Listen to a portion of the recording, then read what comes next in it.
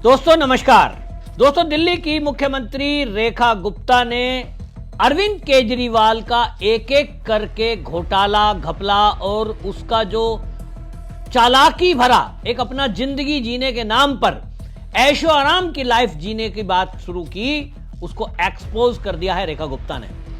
CAG की report को दिल्ली के विधानसभा पटल पर रेखा गुप्ता ने रखते हुए जो खुलासे किए हैं, उसको सुनने के बाद आम आदमी पार्टी के अंदर भी हड़कंप मच गया है। आम आदमी पार्टी के जो पुराने भी कार्यकर्ता हैं वो ये कह रहे हैं कि जिस केजरीवाल को हमने सोचा था कि अन्ना के आंदोलन से जन्मा एक व्यक्ति जो राजनीति बदलने की बात कर रहा है, सादा जीवन जीने की बात कर रहा है, वीआईपी कल्चर को खत्म करने की बात कर रहा है, हम तो उसके साथ जुड़े थे। लेकिन ऐसा हमें कतई उम्मीद नहीं थी कि वो दिल्ली वालों को भी इस कदर ठगेगा कि 10 साल की सत्ता अरविंद केजरीवाल की रही और केवल मीडिया में हाइक करते हुए अस्पताल मॉडल, स्वास्थ्य मॉडल, स्कूल वर्ल्ड क्लास, ये चर्चा ठहराई। अब रेखा गुप्ता सरकार आई तो यह भी एक्सपोज हो गया कि ना दिल्ली के अस्पताल अच्छे बने, ना दिल्ली के स्कूल अच्छे बने।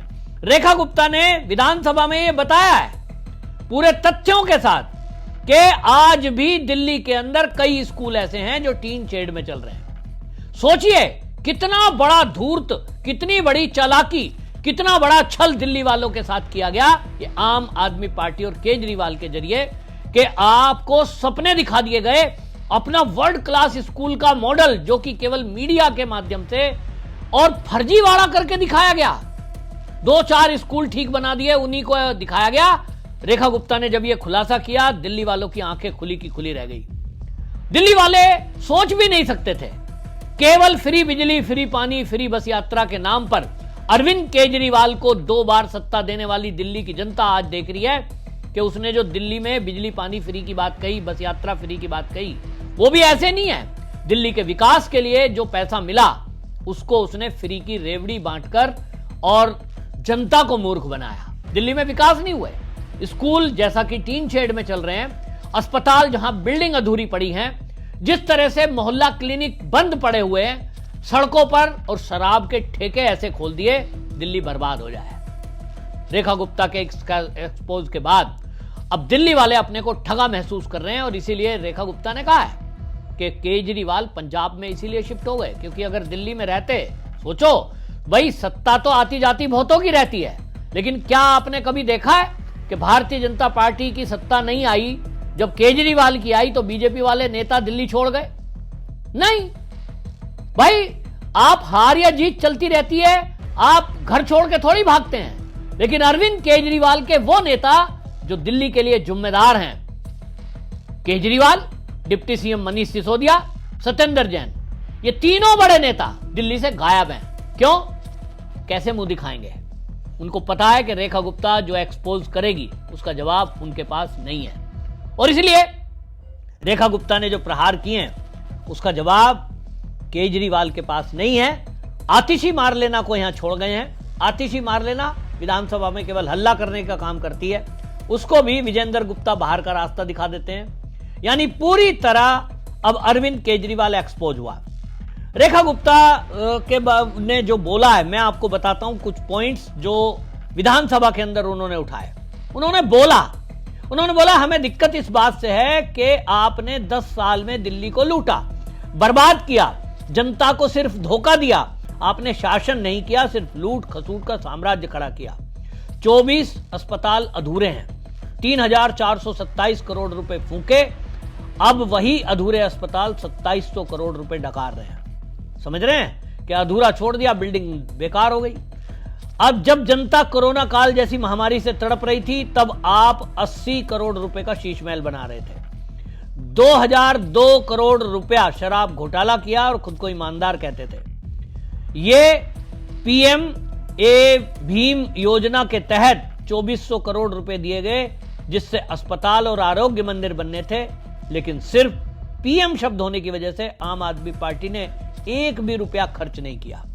आपको पता है जो ये आवास बने 55,000, छोटा आंकड़ा नहीं है। केवल प्रधानमंत्री का नाम हटाकर अपना नाम रखना चाहते थे, इसलिए बिल्डिंग जर्जर हो गई। लेकिन केजरीवाल ने उस पर 1 रुपया खर्च नहीं किया जो केंद्र ने दिया था। इस तरह की पॉलिटिक्स की। केंद्र ने 52,000 करोड़ दिए, लेकिन आपदा गैंग ने पूरा पैसा डकार लिया। आज तक उसका यूटिलाइजेशन सर्टिफिकेट तक नहीं दिया है। ये एक बहुत बड़ा घोटाला रेखा गुप्ता ने नया खुलासा किया है। जय भीम योजना के तहत 150 करोड़ रुपए भी हड़प लिए। पूरा क्या वाकया है आप खुद रेखा गुप्ता से सुनिए। जब केंद्र ने इकोनॉमिक हाउसिंग के लिए पैसे भेजे तब इन्होंने जनता पे उसे खर्च नहीं किए। जब केंद्र ने नेशनल आयुष मिशन के तहत 50 करोड़ रुपए सालाना देने की बात कही तो इन्होंने कहा हम नहीं लेंगे। जब पीएम विश्वकर्मा योजना के तहत फंड दिया गया तब इन्होंने इस्तेमाल नहीं किया, केंद्र को सीधा जनता तक देना पड़ा।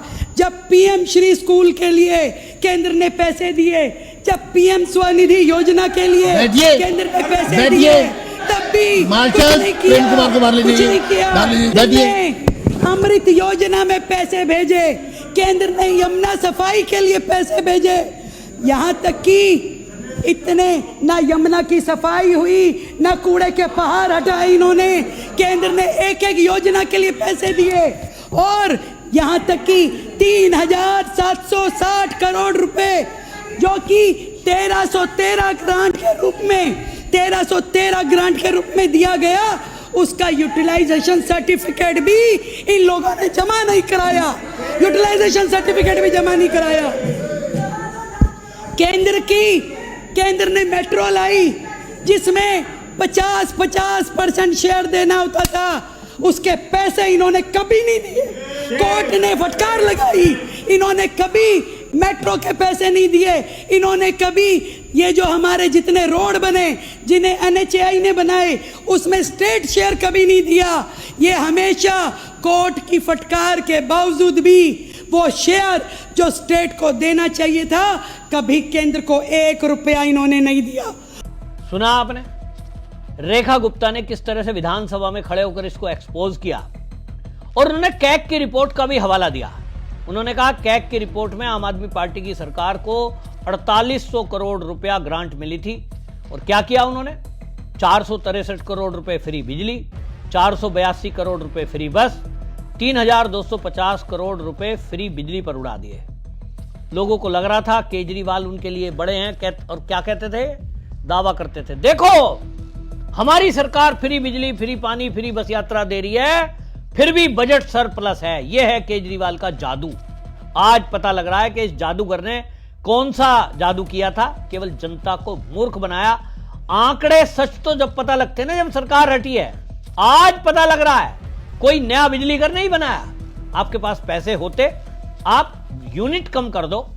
जिनको आपको फ्री देना है, गरीब आदमियों को आप छांटो कि जो गरीबी रेखा के नीचे हैं उनको फ्री दे दो। देश में कई राज्यों में फ्री बिजली है, लेकिन आप जो जनता टैक्स का पैसा दे रही है, जो बिल पूरा दे रहे हैं, वो तो चाहते हैं कि उनकी बिजली में सुधार हो। आपने बिजली घर नहीं बनाए, NTPC से लेते हो, निजीकरण किया हुआ है। ये सब जो है खुलासे हुए। तो इस कैग रिपोर्ट पर रेखा गुप्ता ने क्या कहा, सुनिए। 24 हॉस्पिटल जो इन्होंने अधूरे छोड़े, जिसके ऊपर 3427 करोड़ रुपए की लागत लगी, आज भी उसकी कॉस्टिंग जो है 2700 करोड़ रुपए बढ़ गई, केवल इनके कारण से, क्योंकि इन्होंने वो काम अधूरे छोड़े। बारापुला की बात माननीय सदस्यों ने कही, 175 करोड़ रुपए उस कंपनी को दिए गए जो बारापुला बना रहा था। वो इसलिए कि उन्होंने काम ना करने के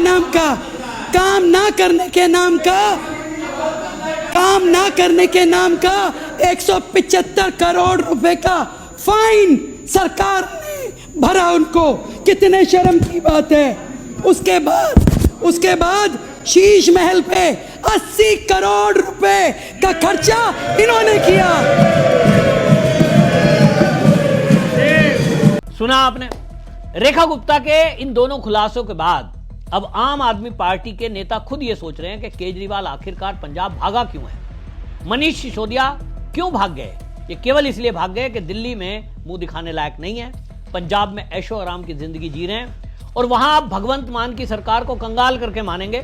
जिस दिन वहां की सरकार बदलेगी आप देखना कि वहां भी खुलासे होंगे इन्होंने क्या क्या कारनामे किए हैं। लेकिन दिल्ली की जनता को अब रेखा गुप्ता का जहां एक तरफ विकास दिखाई दे रहा है, अभी आप देखिए कुछ महीने हुए हैं, 5 साल सरकार चलेगी, कुछ ही महीने में घुसपैठिए दिल्ली छोड़ गए। और मेरी व्यापारियों से बात हो रही थी, कह रहे हैं आए दिन चोरी चकारी होती थी। तो रेखा गुप्ता एक महिला होने के बावजूद भी एक बेहतरीन मुख्यमंत्री के रूप में दिल्ली में उभरी है।